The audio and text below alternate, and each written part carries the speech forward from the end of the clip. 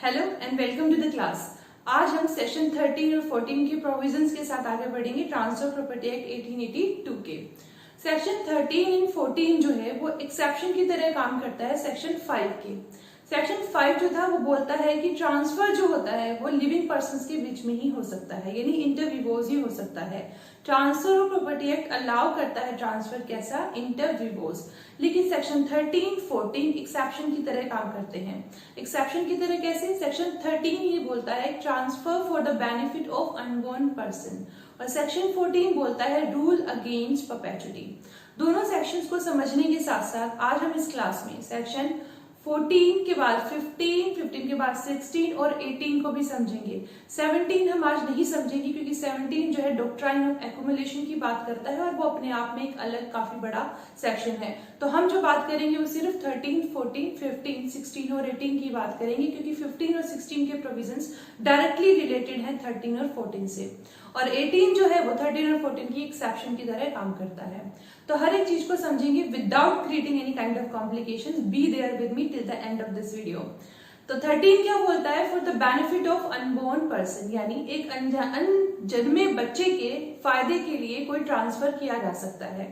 Although section 55 जो है वो ये बोल चुका कि कोई भी ट्रांसफर जो है वो ऐसे व्यक्ति के लिए नहीं होगा जो अस्तित्व में नहीं है, लेकिन सेक्शन 13 एक एक्सेप्शन की तरह काम करते हुए ये बोलता है कि अगर एक व्यक्ति, एक बच्चा जो अभी जन्म नहीं लिया है, उसको भी प्रॉपर्टी ट्रांसफर की जा सकती है। कैसे ट्रांसफर की जा सकती है वो हम समझेंगे। देखिए, कुछ कंडीशन के साथ में ये जो है ट्रांसफर किया जा सकता है। सेक्शन 13 बोलता है एक व्यक्ति है, ग्रैंडफादर है, वो अपने ग्रैंडसन को कोई प्रॉपर्टी ट्रांसफर करना चाहता है, तो क्या वो कर सकता है?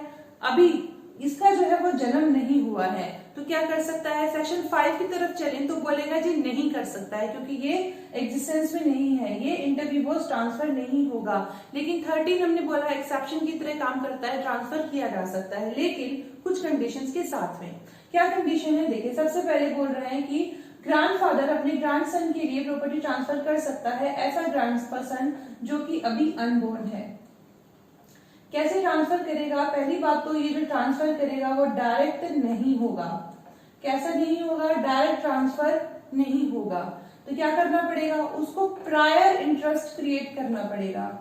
प्रायर का मतलब पूर्व इंटरेस्ट क्रिएट करना पड़ेगा, पहले इंटरेस्ट क्रिएट करना पड़ेगा। पहले का मतलब इससे पहले इस तक प्रॉपर्टी पहुंचे, इसको इंटरेस्ट मिले प्रॉपर्टी में, उससे पहले कहीं और भी इंटरेस्ट क्रिएट करना पड़ेगा।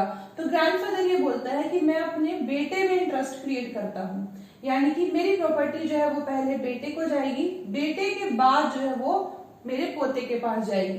तो डायरेक्ट नहीं ट्रांसफर करी इसको, ग्रैंडसन को कैसे की? पहले बेटे को करी। तो प्रायर इंटरेस्ट किसने क्रिएट कर दिया? बेटे में। अल्टीमेट बेनिफिशियरी कौन है? ग्रैंडसन, यानी कि सब्सिक्वेंट ट्रांसफरी कौन है? ग्रैंडसन। ये दोनों चीजें क्लियर हुई। अब तीसरी कंडीशन ये आती है कि ये जो ट्रांसफर होगा ना वो एब्सोल्यूट ट्रांसफर होगा। जो इसको जा रहा है ट्रांसफर वो कैसा जाएगा? एब्सोल्यूट। एब्सोल्यूट का मतलब ये नहीं कह सकता कि इसके बाद इसके बेटे को भी ट्रांसफर करूं। No, this is not allowed, ऐसा नहीं होगा। एब्सोल्यूटली कहां जाएगी? इसको दे दो भाई, बस खत्म, आगे कुछ नहीं करना। अगर तुमने अनबोर्न व्यक्ति के लिए कोई प्रॉपर्टी ट्रांसफर करनी है तो उस अनबोर्न तक ही उस प्रॉपर्टी को रखना, उसके बाद प्रॉपर्टी आगे ट्रांसफर करने की कोई भी आप कंडीशन उसमें नहीं लगाओगे, अपनी डीड में, ट्रांसफर डीड में क्रिएट नहीं करोगे। चौथी कंडीशन ये आ जाती है कि इसका जन्म इसके जन्म से, इसकी मृत्यु से पहले पहले हो जाना चाहिए। मतलब कि जो प्रायर इंटरेस्ट है उसके डिसीज होने से पहले पहले इसका जन्म हो जाना जरूरी है।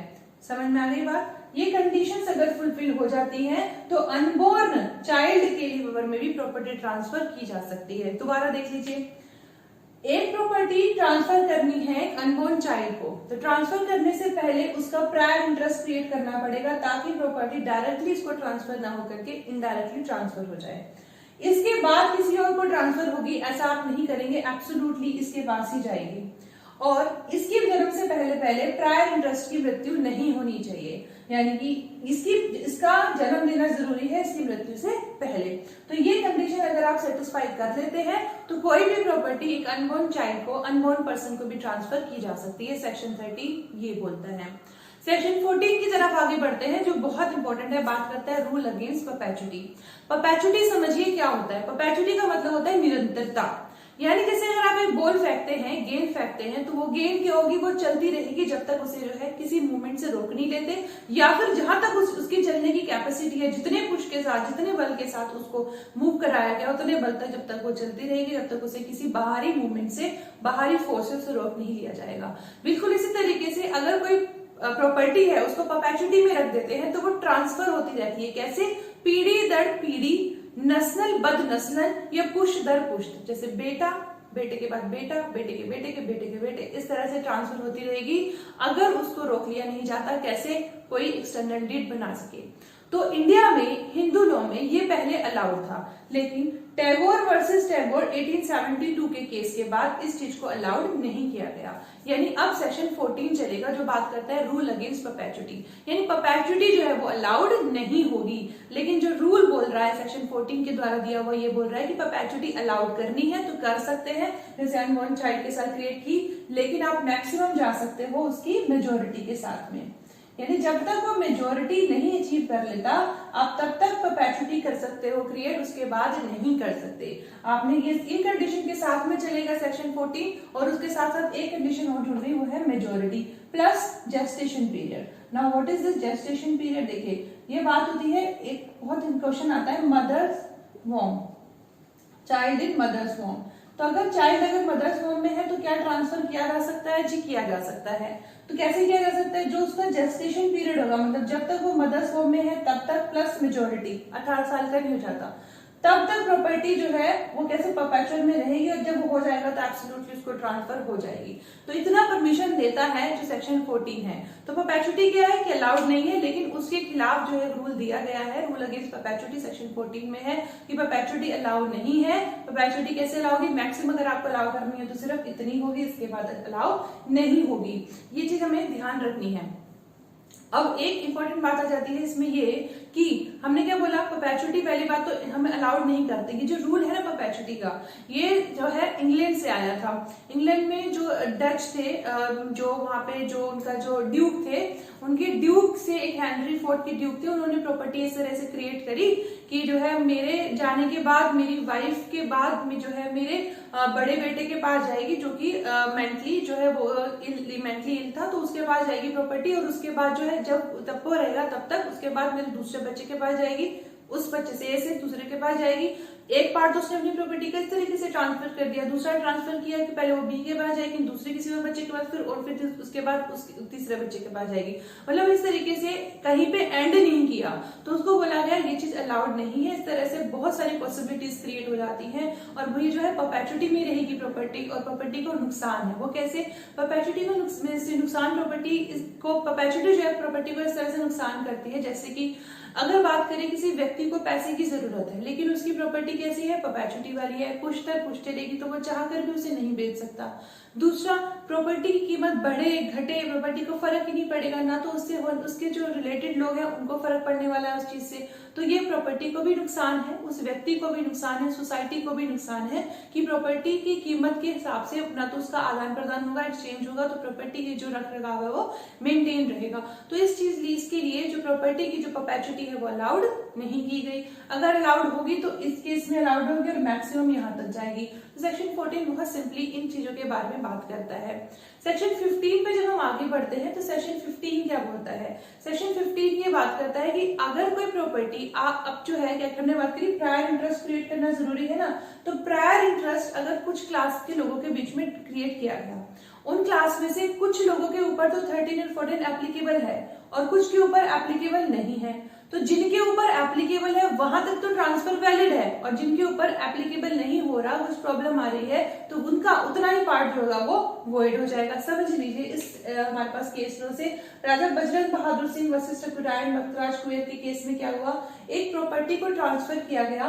कैसे किया गया? प्रायर इंटरेस्ट क्रिएट करके सब्सिक्वेंट ट्रांसफर के फेवर में। कैसे क्रिएट किया? कुछ लोगों में ट्रांसफर किया प्रॉपर्टी, यानी प्रायर इंटरेस्ट क्रिएट किया। फिर प्रायर इंटरेस्ट में से कुछ लोग तो थे जो एग्जिस्टेंस में थे और कुछ एग्जिस्टेंस में नहीं थे, तो यानी कि जो एग्जिस्टेंस में नहीं थे उतना पार्ट तो वॉइड हो गया, लेकिन जो एग्जिस्टेंस में है वो वैलिड है। तो सेक्शन 15 यही बोलता है कि अगर क्लास ऑफ पर्संस हैं, उन क्लास ऑफ पर्संस में जितने लोग हैं जिनके ऊपर 13 और 14 एप्लीकेबल नहीं हो पा रहा, कोई प्रॉब्लम आ रही है, तो उतना पार्ट तो वॉइड हो जाएगा ट्रांसफर का। बाकी जो है, बाकी लोगों के ऊपर 13 14 एप्लीकेबल हो पा रहा है, उसके प्रोविजंस के अकॉर्डिंग चल पा रहे हैं, तो वो वैलिड रहेगा। तो सेक्शन 15 तो ये बोलता है। सेक्शन 16 क्या बात करता है? सेक्शन 16 ये बात करता है कि अगर हमारा जो सब्सिक्वेंट ट्रांसफर वाला केस है, जैसे अभी हमने ये बात करी, जो सब्सिक्वेंट ट्रांसफर वाला केस है, अगर वही वॉइड हो जाएगा तो जो प्रायर इंटरेस्ट है वो भी वॉइड रहेगा।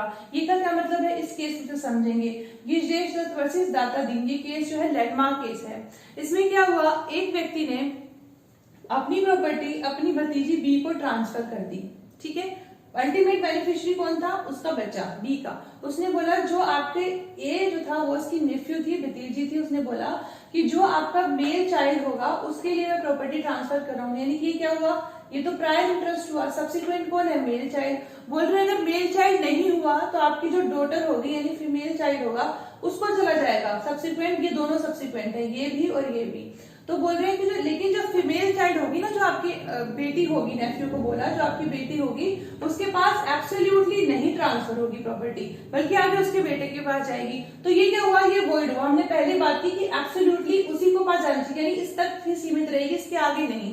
तो ये चीज तो क्लियर, कंडीशन क्या होगी? वॉइड। ऐसा तो है ही नहीं एब्सोल्युटली इसको ट्रांसफर करो, नहीं कर रहे हो तो ये कंडीशन क्या हुई? वॉइड। अब हमने बोला कि जब प्रायर इंटरेस्ट, जो हमारा सब्सिक्वेंट इंटरेस्ट है वही वॉइड है, तो जो प्रायर इंटरेस्ट है ना वो भी वॉइड हो जाएगा। सेक्शन 16 ये बात करता है गिरजेश दत्त वर्सेस दाता दीन के केस में कि अगर जो अल्टीमेट बेनिफिशियरी है, जो हमारा एब्सोल्यूट ट्रांसफर की हमने बात की थी, सब्सिक्वेंट ट्रांसफर, अगर वही केस में वॉइड हो रहा है तो जो प्रायर जो हमारा इंटरेस्ट था वो भी वॉइड हो जाएगा। सेक्शन 16 ये बात कर रहा है। मैंने आपको बोला 17 हम नहीं पढ़ेंगे, वो डॉक्ट्राइन ऑफ एक्विजिशन हम नेक्स्ट क्लास में पढ़ेंगे। 18 की हम बात करते हैं। अब 18 क्या होता है ना, रूल अगेंस्ट परपेचुइटी की एक्सेप्शंस है। एक्सेप्शन का मतलब हमने बोला परपेचुइटी अलाउड नहीं होगी, बस इतना ही अलाउड होगा कि मेजोरिटी के तरफ वो अलाउड होगी। लेकिन हम ये बात करें, अगर कोई ऐसा कॉन्ट्रैक्ट होता है जो पर्सनल अग्रीमेंट होता है, पर्सनल अग्रीमेंट का ये भी एक केस में से समझेंगे। क्या हुआ कि कुछ व्यक्तियों ने मिलकर के एक मंदिर की जिम्मेदारी कुछ ही व्यक्ति को दे दी और उनको बोला अब आगे से आपकी जो पुश्तें होंगी, मतलब आपकी जो जनरेशन होगी वो ही इस मंदिर का देखभाल करेंगी। अब प्रॉपर्टी क्या थी? इमूवेबल थी, लेकिन प्रॉपर्टी में कोई इंटरेस्ट तो क्रिएट नहीं किया, रख रखाव की बात की, तो वो पर्सनल अग्रीमेंट है, वो अलाउड है। उस चीज को हम बोलेंगे कि वो इनवैलिड नहीं है, वो परपेचुइटी क्रिएट नहीं कर रहा। प्रॉपर्टी में अगर कोई इंटरेस्ट होता तो वो परपेचुइटी क्रिएट करता, तो वो अलाउड नहीं था, लेकिन पर्सनल अग्रीमेंट के थ्रू अगर कोई परपेचुइटी क्रिएट की जाती है तो वो अलाउड है। वो रूल अगेंस्ट परपेचुइटी का क्या है? एक्सेप्शन है। सेक्शन 18 मैंने आपको बताया एक्सेप्शन है, वो ये बोलता है कि अगर कभी भी कोई भी प्रॉपर्टी ट्रांसफर की जाती है सोसाइटी के बेनिफिट के लिए, रिलीजियस बेनिफिट के लिए, ह्यूमन डेवलपमेंट के लिए, साइंस के डेवलपमेंट के लिए, ह्यूमैनिटी के लिए, यानी किसी भी तरीके से पब्लिक बेनिफिट के लिए अगर कोई प्रॉपर्टी ट्रांसफर की जाती है परपेचुइटी में, तो वो जो होगी वो एप्लीकेबल है। सेक्शन 18 ये बोलता है वो वैलिड है। अभी एक और चीज आती है, अगर लीज परपेचुइटी में क्रिएट होती है, प्रॉपर्टी की जो लीज क्रिएट की जाती है वो भी परपेचुइटी क्रिएट की जाती है उसमें, तो वो भी अलाउड है। मॉर्टगेज होती है वो भी अलाउड है परपेचुइटी में, और अलाउड है प्रीएम्पशन। प्रीएम्पशन खुद में एक बहुत बड़ा टॉपिक है जो हम पढ़ेंगे आने वाली क्लासेस में। प्रीएम्पशन क्या होता है, मैं आपको जिस समरी बताती हूँ कि क्या हुआ, एक प्रॉपर्टी खड़ी है, यानी घर है, घर के बराबर वाला घर अगर वो बिकने लगे तो जो नेबर होता है ना, जो जिसमें मैंने बोला जैसे एक व्यक्ति के बराबर वाला घर है बी का, बी बेचना चाहता है तो ए के पास अधिकार होगा पहले खरीदने का। अगर बी खरीदना चाहता है तो पहले ए से पूछेगा आप खरीदना चाहते हो क्या, कितनी कीमत है, वो बताएगा। अगर इतनी कीमत पे खरीदने को तैयार है तो वो पहले ए को बेचेगा, बी जो है किसी और को नहीं बेचेगा। तो ये प्रीएम्पशन का अधिकार होता है और ये अधिकार भी परपेचुइटी में चल सकता है। तो ये कुछ एक्सेप्शन है जो सेक्शन हमने सेक्शन नंबर 14 की पढ़ी, और ये दोनों ही सेक्शन बहुत इंपॉर्टेंट है और मैंने आपको बहुत ज्यादा आसानी से चीज बता दी। आई होप आपको विद केस लॉस क्लियर हो। दो केस हमारे रह जाते हैं, वो एक Sopher versus administrator general of Bengal और अधाशी वर्सेस दूधा भॉय का केस। तो Sopher versus administrator general of Bengal का केस क्या है? इस केस में क्या हुआ है, ग्रैंडफादर ने अपने ग्रैंडसन के लिए कोई प्रॉपर्टी ट्रांसफर की। सेक्शन 13 के अकॉर्डिंग एक ग्रैंडफादर ने अपने ग्रैंडसन के लिए प्रॉपर्टी ट्रांसफर की। उसमें ये बोल दिया जो मेरे बच्चे हैं ग्रैंडफादर के बच्चे यानी कि उसके जो बेटा और उसकी जो बहू है, उन दोनों में पहले प्रॉपर्टी ट्रांसफर होगी और उसके बाद अगर उनके बेटा हुआ तो उनके पास जाएगी। कंडीशन है, अगर उनके बेटा हुआ तो उनके पास जाएगी जब बेटे 18 साल के हो जाएंगे, 18 साल के बाद उनको यूज करने की मिलेगी। यानी डबल पॉसिबिलिटी लगा दी। पहली पॉसिबिलिटी क्या, अगर उनके बेटे हुए तो उनके पास जाएगी, और दूसरी कंडीशन क्या बोली, जब 18 साल के हो जाएंगे तो डबल पॉसिबिलिटी अलाउड नहीं है। डबल पॉसिबिलिटी का मतलब दो चीजें आप एक साथ नहीं बोल सकते कि आपने बोला पहले उनके बेटे होंगे तो उनके पास जाएगी, बेटी नहीं बोले, आपने बोला बेटे होंगे तो उनके पास जाएगी, बेटे के भी अगर 18 साल हो जाएंगे तब उनके पास जाएगी। तो ये जो केस था इसमें बोल दिया गया ये ट्रांसफर है वो जो है वॉइड है, ये अलाउड नहीं है। इस तरह से आप नहीं कंडीशन लगा सकते, डबल पॉसिबिलिटी क्रिएट नहीं कर सकते हैं।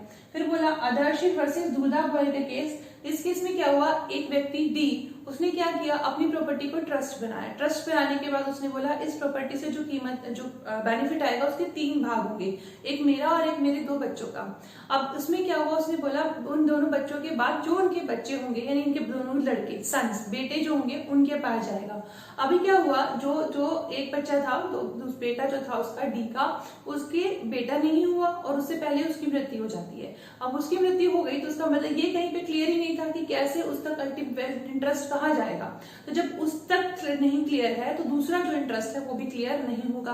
तो ये क्लास वाला जो हमने पढ़ा सेक्शन 15, तो यहाँ क्या वॉइड हुआ, क्योंकि दोनों ही क्लासेस का क्लियर नहीं है। अगर क्लियर होता कि हाँ इस तरह से होगा तो अब ऑब्वियसली बात है दूसरी क्लास पे भी एप्लीकेबल होता, पर जब एक क्लास पे एप्लीकेबल नहीं तो दूसरी क्लास में पता ही नहीं चल रहा किस तरीके से है, तो ये वॉइड हो गया। तो दोनों ही क्लास सेक्शंस में हमने आपको समझा दिया और सारे केस लॉज भी समझा दिए। I hope I am clear. Thank you so much for listening. Thank you so much. Thanks a lot and keep learning and keep smiling.